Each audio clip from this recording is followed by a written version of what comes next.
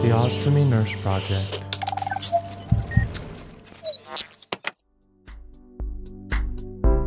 Hello and welcome everybody to this quick change episode of the Ostomy Nurse Project. It's a nice short and sweet one this week where we are highlighting the fact that we are midway through Stomal Therapy Awareness Week here in Australia. So from the 10th to the 16th of June, we celebrate Stomal Therapy Awareness Week.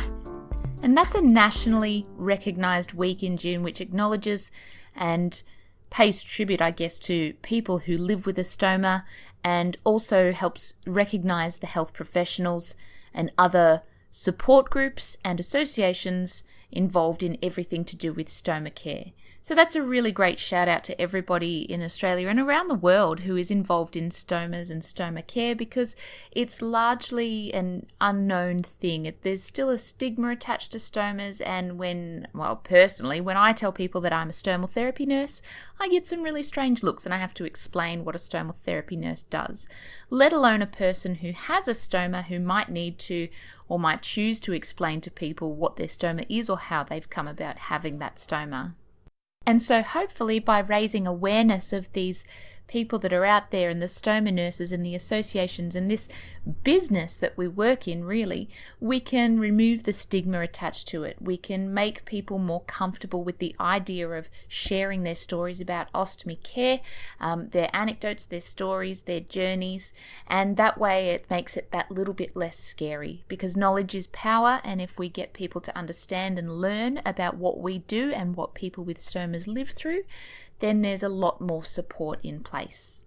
So what does that mean? It means if you are a person with a stoma, if you are a person who works for one of the ostomy companies, if you're a person in public and you happen to see some people walking around with posters and tables and promotions, certain clothes, badges, any promotional material that's promoting the business of stomal therapy or business of people having a stoma, then that will highlight to you that that is because it is Stomal Therapy Awareness Week around Australia. And so as part of promoting awareness of stomas, we've always had lots of suggestions on the things that we can do, and the AASTN website always suggests that if we are going to promote stomal therapy, we can do things like having a stall, like I said, wearing t-shirts. We can chat to local cancer councils and talk about ways to promote it that way, and lots of other ways. So being that I am the ostomy nurse and I do a podcast, I thought, what better way to promote Stomal Therapy Awareness Week with a podcast for this week of June. Now, promoting Stomal Therapy Awareness Week in the month of June is not just coincidental. Evidently, the month of June in Australia is Bowel Cancer Awareness Month. So a really great website which I love to go to and which I love to promote to everybody is Bowel Cancer Australia. And you can find them at www.bowelcanceraustralia.org, and they are a fantastic website that has everything to do with bowel cancer, any type of bowel cancer. It's a great website for resources, it's a great website for looking at promotional material, and it's also a resource for finding information about specialists, colorectal surgeons, and resources to support you in your bowel cancer journey, whether you yourself have been affected by bowel cancer or whether you're a friend, loved one, or healthcare professional that deals with people who have had this illness. Alright, so I'm going to update you guys with some stats, being that it is Stomal Therapy Awareness Week and it is Bowel Cancer Awareness Month. So I want to make you all aware of some statistics here in Australia. First of all, Australia has one of the highest rates of bowel cancer in the world. And that's for several reasons, but one of the odd factors to have to do with that is the fact that we have an excellent screening process in Australia. Past the age of 50, we send out home testing kits. So our bowel screening system is fantastic. We can detect early cancers or we can detect early signs of disease, and we promote people to go and have colonoscopies to determine whether there is any diseased tissue in there. So our screening system is great, but that may be why we have one of the highest rates of bowel cancer in the world, because of the prevalence or the rates of screening that we have. So our statistics may be higher than other countries. Secondly, bowel cancer, which is also referred to as colorectal cancer, for those of you who may not know the term, is the third most commonly new diagnosed cancer in Australia. So it is the third most common cancer that we have here in Australia. So that's a very high rate of prevalence of this disease.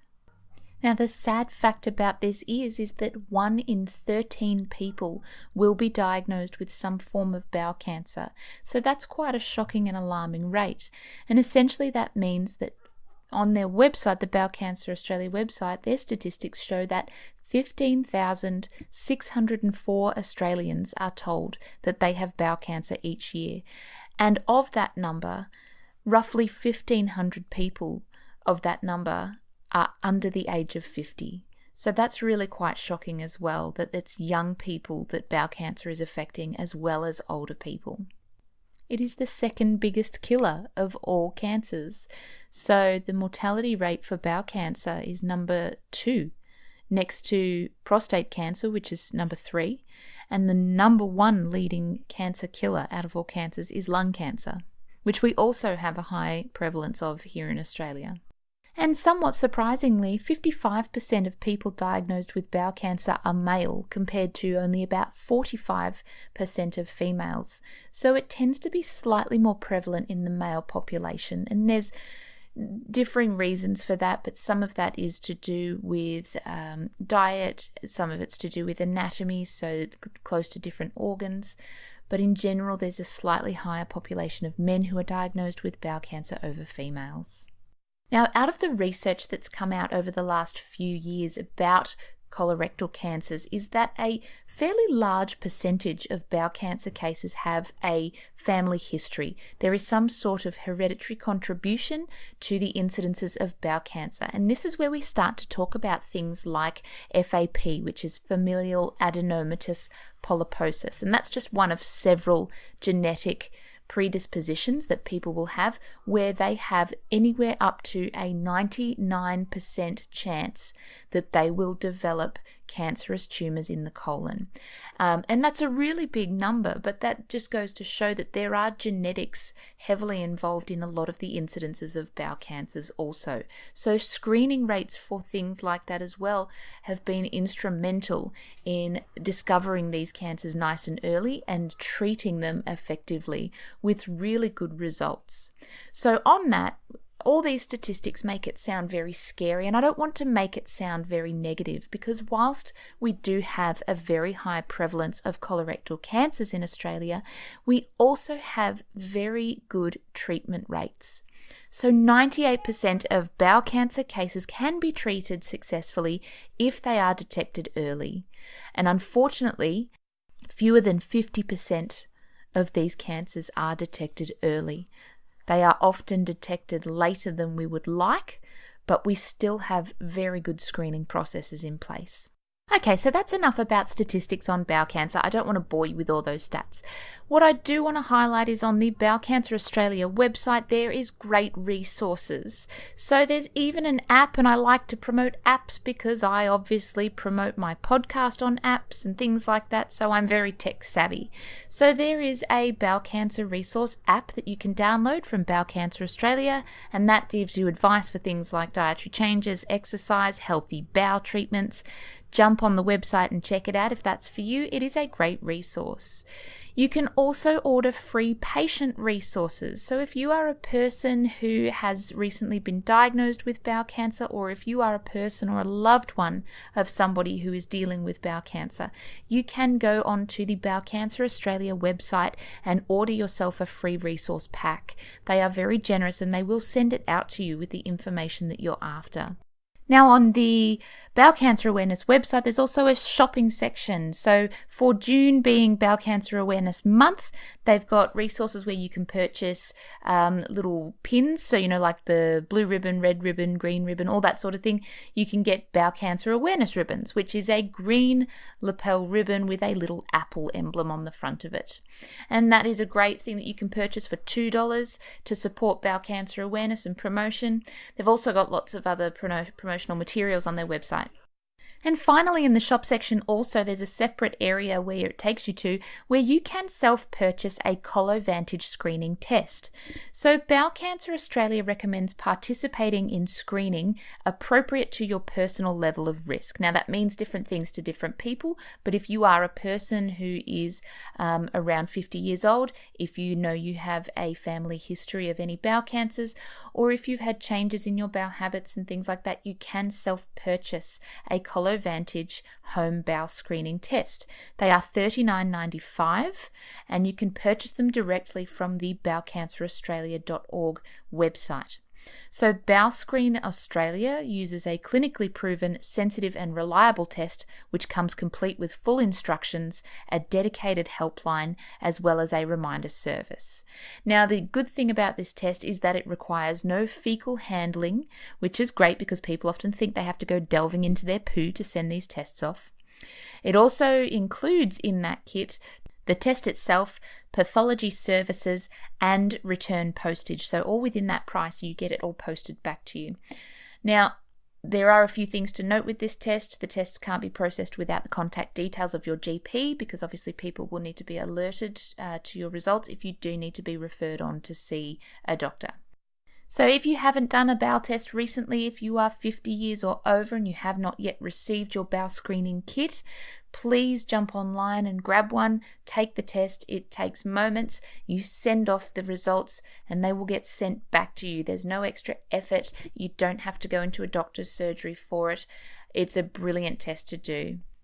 So that's about it for the bowelcanceraustralia.org website. I hope I've promoted it enough and I hope that you guys will all jump on that website and have a look at the great resources that they have. In closing this quick change episode, because I want to keep it fairly short and sweet, in the spirit of celebrating Stomal Therapy Week, I want to highlight to you my experiences as a stomal therapy nurse, because nearly every single person who has asked me, why on earth would you want to do a job like this? My answer is always the same. Stomal therapy nursing is really unique. It is a nursing job where we get to meet people and follow them through their journey from before their surgery, during their surgery and hospital stay, and well after their surgeries. And we've got patients that come back and see us, and we've got great relationships with patients who have had their stomas for years.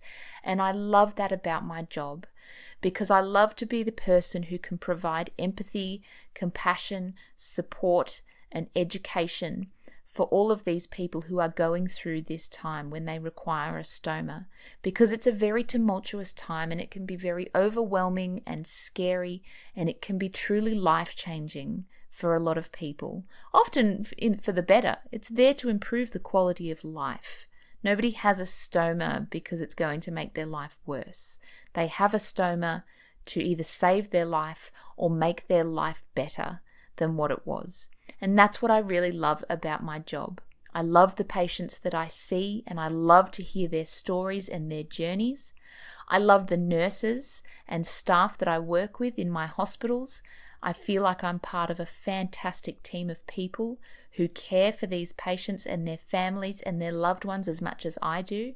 And I feel very privileged to work in this very niche and special and intimate role, because it's not every day that you talk to people about your poo or your wee or these serious operations that you go through. We're the girls and boys that you talk to about all that lovely stuff. I even shout out to the ostomy reps and the ostomy companies that provide us with fantastic products that have had an awful lot of money and technology poured into them, all with the idea of making life better for people who have a stoma. They truly take on the information that they get back and the feedback from consumers and nurses on how to make their products better.